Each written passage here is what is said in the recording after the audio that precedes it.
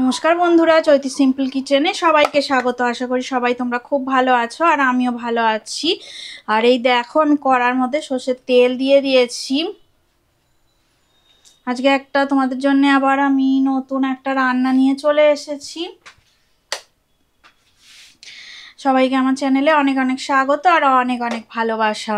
আর এই দেখো চিংড়ি মাছ, এই দেখো দেখতে পাচ্ছ তোমরা নিশ্চয়ই। এই ছোট ছোট চিংড়ি আমি দেখো খোসা ছাড়িয়ে রেখে দিয়েছি। আর চিংড়ি মাছের মধ্যে একটু নুন আর সামান্য একটু আমি হলুদ গুঁড়ো দিয়ে মাখিয়ে নেব। দেখো নুন আর হলুদ গুঁড়ো দেওয়া হয়ে গেছে। এবার চিংড়ি মাছটা আমি সুন্দর করে ভালো করে মাখিয়ে নেব। আর আজকে কি সবজি দিয়ে চিংড়ি মাছ করছি তোমাদের সাথে অবশ্যই শেয়ার করব। তোমরা স্কিপ করো না, ভিডিওটা পুরোটাই শেষ পর্যন্ত দেখো, আশা করি তোমাদের ভালো লাগবে। তো চিংড়ি মাছটা দেখো আমি মাখিয়ে নেব এবারে। তো দেখো নুন আর হলুদ গুঁড়ো ভালো করে চিংড়ি মাছের মধ্যে মাখিয়ে নিচ্ছি। আর ততক্ষণে দেখো তেলটা এদিকে বসিয়ে দিয়েছি। তো তেলটা ভালো মতন গরম হয়ে যাচ্ছে। এবারে মাছগুলোকে আমি ছেড়ে দেব। সুন্দর করে ধোয়া এবং পরিষ্কার করে রাখা মাছ দেখো একদম সুন্দর করে মানে পরিষ্কার করে সাদা হয়ে গেছে একদম। চিংড়ি মাছগুলো এত পরিষ্কার করে ধুয়েছি। চিংড়ি মাছের মধ্যে অনেক ময়লা থাকে, সুন্দর করে পরিষ্কার করে ধুয়ে নেবে সবাই।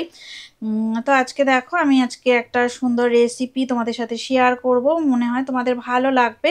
তোমরা স্কিপ করো না, প্রথম থেকে শেষ পর্যন্ত দেখো। বড়দের প্রণাম আর ছোটদের ভালোবাসা জানিয়ে আমি আমার রেসিপি এখন থেকেই শুরু করলাম।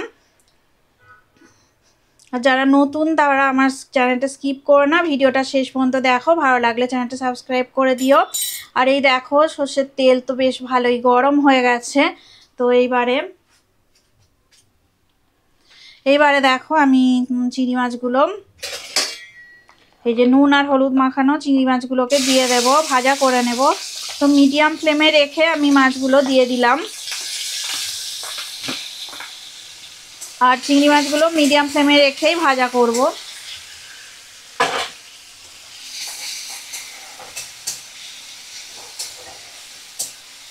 তো গরম ভাতে স্বাদ দুর্দান্ত হয়, তোমরা অবশ্যই বাড়িতে একবার হলেও রেসিপিটা ট্রাই করো। তো গরম ভাত রুটি সব কিছুর সাথেই ভালো লাগবে। তো কি সবজি দিয়ে করব তোমরা দেখতে পাবে। তো এখন আমি শুরু করে দিয়েছি রান্নাটা।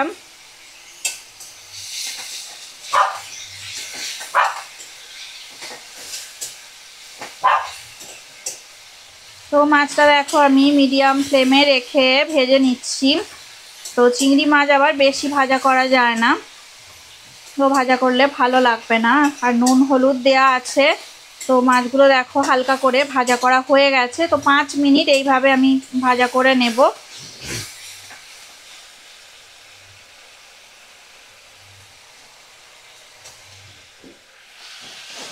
তো এবার দেখো আমি অল্প করে কুচানো পেঁয়াজ দিয়ে দিলাম, মানে একটা মিডিয়াম সাইজের পেঁয়াজ। আর একটু সামান্য দেখো ধনে বাটা, এই যে জিরে বাটা আমি দিয়ে দিলাম। তো ভালো করে দেখো নাড়াচাড়া করে নেব।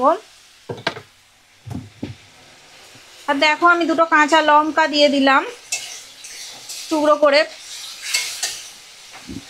কাঁচা লঙ্কা দিয়ে ভালো করে দেখো আমি মিডিয়াম ফ্লেমে রেখেই 2 থেকে 3 মিনিট একটু নাড়াচাড়া করব।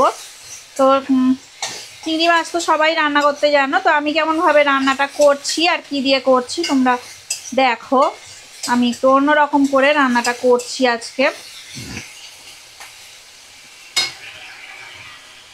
তো দেখো আমার সামান্য আদা রসুনের পেস্ট একটু দিয়ে দিলাম, দিয়ে ভালো করে আমি দেখো মিক্সড করে নেব।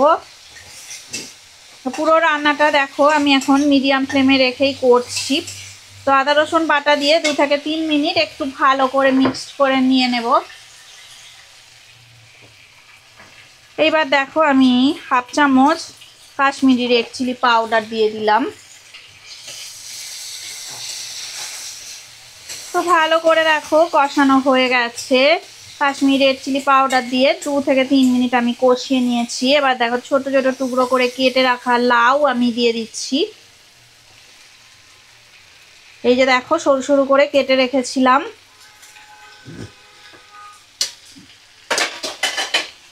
তো ফ্লেমটাকে এবার একদম লো ফ্লেমে করে দিলাম, কারণ ভালো করে এবার কষিয়ে নিতে হবে। আমার এই রান্নাটা তোমাদের কেমন লাগলো অবশ্যই আমাকে কমেন্ট করে জানাবে। আজকের লাউ চিংড়িটা একদম অন্যরকম ভাবে আমি বানিয়ে নিচ্ছি। তো দেখো আমি ভালো করে নাড়াচাড়া করে লাউ চিংড়ি মিশিয়ে নেব। আর ফ্লেমটা আমি আবারও মিডিয়াম ফ্লেমে করে দিলাম।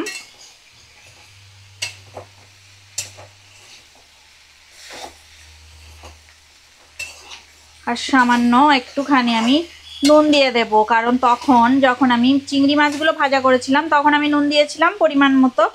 আর এখন দেখো আমি সবজির জন্যে নুন দিয়ে দিলাম।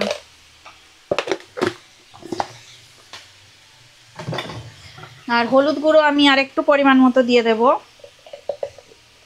1/2 চামচ আমি হলুদ গুঁড়ো দিয়ে দিলাম। এইবার দেখো ভালো করে আমি 5 থেকে 7 মিনিট চিংড়ির সাথে লাউ কষিয়ে নেব। আর দেখো আমি ফ্লেমটা এখন মিডিয়াম ফ্লেমে আবার করে দিলাম।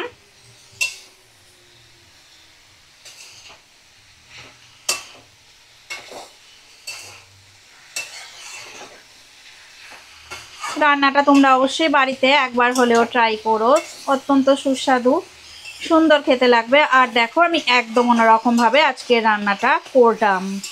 আর আজকে সুন্দর করে রান্নাটা করছি অন্যরকম ভাবে একদম। তো দেখো 5 থেকে 7 মিনিট কষানো হয়ে গেছে। এবার আমি হাই ফ্লেমে দিয়ে দিয়েছি। এইবার দেখো আমি জল দিয়ে দিচ্ছি।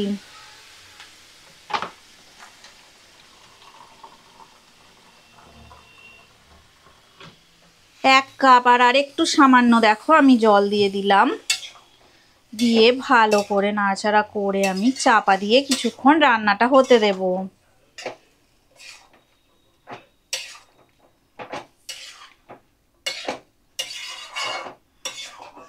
এইভাবে তোমরা লাউ ছাড়াও চাল কুমড়ো দিয়েও করতে পারো, তো দারুণ খেতে লাগবে। দেখো আমি লাউটা কিছুক্ষণ সিদ্ধ হবার জন্যে কিছুটা জল আমি দিয়ে সিদ্ধ হতে দিচ্ছি আর একটু ঢাকা দিয়ে রাখবো।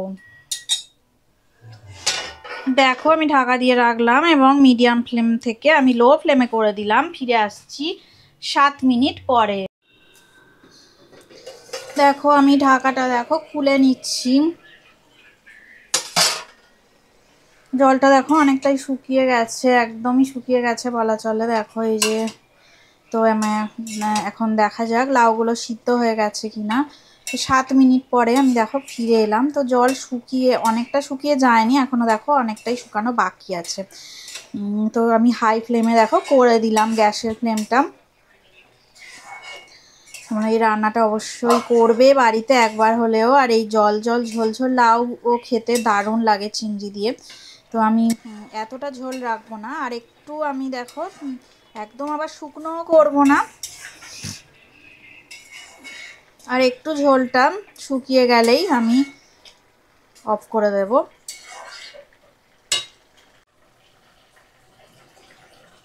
দেখো গ্যাসের ফ্লেমটা আমি এবার অফ করে দিলাম।